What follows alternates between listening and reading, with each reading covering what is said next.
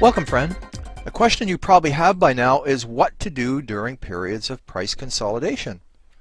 And of course, I'm talking about these price patterns: downtrend continuation, downtrend reversal, uptrend continuation, and uptrend reversal. And I'm referring to these stale periods in here. Let's look at some examples. Downtrend continuation, there's the price consolidation I'm talking about. Downtrend reversal, again, price consolidation. Uptrend continuation, there's the stale period that I'm talking about. And uptrend reversal. Again, the question is, how can I make money during these slow periods if I have a need for speed? And of course, the answer is you can scalp. Now, how to do that? Now, you could do that on the 15-minute chart, but you could also do it by cranking the microscope down to, say, the 5-minute chart and plotting, as I have done here, Bollinger Bands and RSI. And you'll notice in this particular example, price exceeded the upper Bollinger Band, and look at what we have here, an inverted hammer or shooting star exceeding the upper Bollinger Band, all the while RSI went overbought. Good place to go short, because invariably price will retreat to the lower Bollinger Band.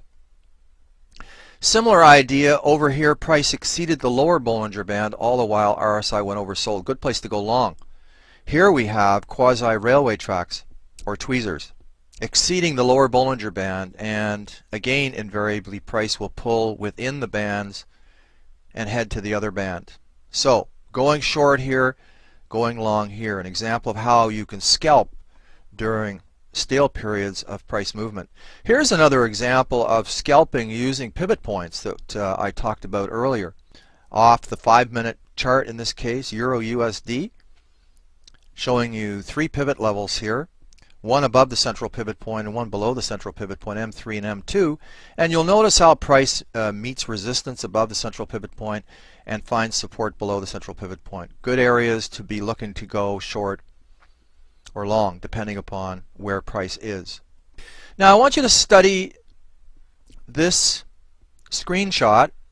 And what I'm showing you here is a screenshot of MetaTrader charts. And what I've done is I've resized my charts so that I could show you 6 charts on one screen.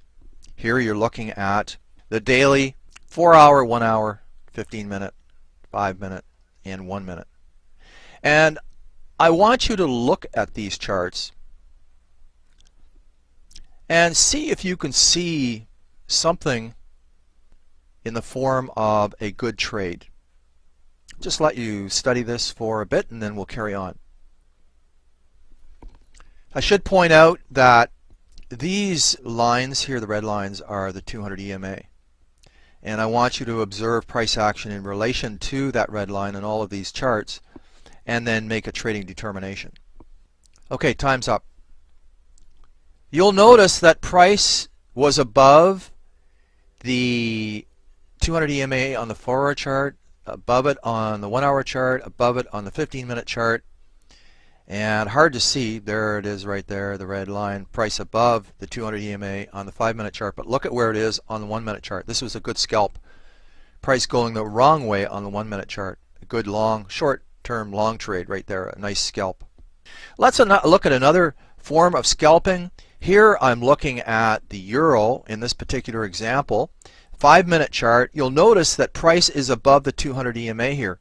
Now, what I'm not showing you is that price was actually below the 200 EMA on the higher level charts, the hourly and 15-minute charts. Price going the wrong way on the 5-minute chart, a good scalp, good short trade here. Here's another similar example. Again, the euro 5-minute chart, you'll notice that price here above the 200 EMA, not shown, price below the 200 EMA on the hourly and 15-minute charts. Price going the wrong way on the 5-minute chart. Here I've shown you a trend line break confirmed by MACD punching down through its trigger line. A good short trade right here. Confluence of events. Price above the 200 EMA. Trend line break confirmed by MACD. I hope that was somewhat helpful in terms of getting your mind around what to do during stale periods of price action.